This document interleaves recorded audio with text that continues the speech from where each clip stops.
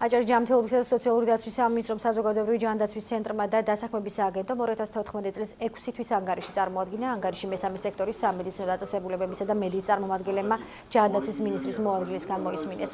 ანგარიშის მიხედვით ჯანდაცვის სამინისტრო სოციალური დაცვის 17 პროგრამას ახორციელებს. წელს ჯანდაცვის 7 და სოციალური დაცვის 3 ახალი პროგრამა ამოქმედა, როგორც უწყებაში ამბობენ, ყველაზე მოთხოვნადი სკოლიოზით დაავადებულ ბავშვთა რეაბილიტაციის პროგრამაა.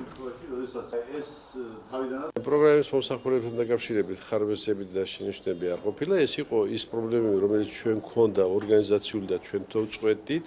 ეს იყო დაუშვათ დალუდინის პრინციპის შემოღება, მაღალტექნოლოგიური გამოკვლევის და სხვა პროგრამებში ჩვენ საერთოდ არ გვქონია ხარვეზები. რა თქმა უნდა, ჩვენი ძირითადი პრიორიტეტი ეს გახლავთ მოსახლეობის ჯანმრთელობის დაცვა, ჩვენი პროგრამაც ეს არის სწორედ საზოგადოებრივი ჯანმრთელობის დაცვა და უშუალოდ საზოგადოებრივი ჯანდაცვის ცენტრი არის ნაწილი, ასე ვთქვათ, ამ პროგრამის და ჩვენ ვახორციელებთ ძალიან დიდ საინტერესო პროგრამას, ეს გახლავთ ჯანმრთელობის პრევენცია და პროფილაქტიკა. ჯანდაცვის სამინისტროსთან ჩვენ აქტიური თანამშრომლობა გვაქვს. პირველ რიგში მისასალმებელია ის ფაქტი, რომ ღიაობა არის საზოგადოების მხრიდან და ამას დადებითად ვაფასებთ ორგანიზაცია. რაც შეეხება თანამშრომლობის კუთხით წლების ვაუჩერიზაციის პროგრამა, რომელიც ჩვენ მათ შევთავაზეთ, ხორციელდება.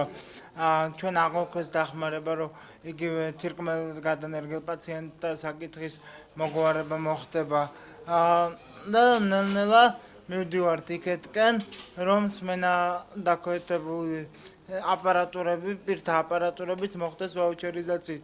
ზოგადად სამინისტრო მუშაობს, რაც მის კომპეტენციაში შედის, ზოგადად რაღაცეები კეთდება, რაღაცეების გამოსწორება არის საჭირო.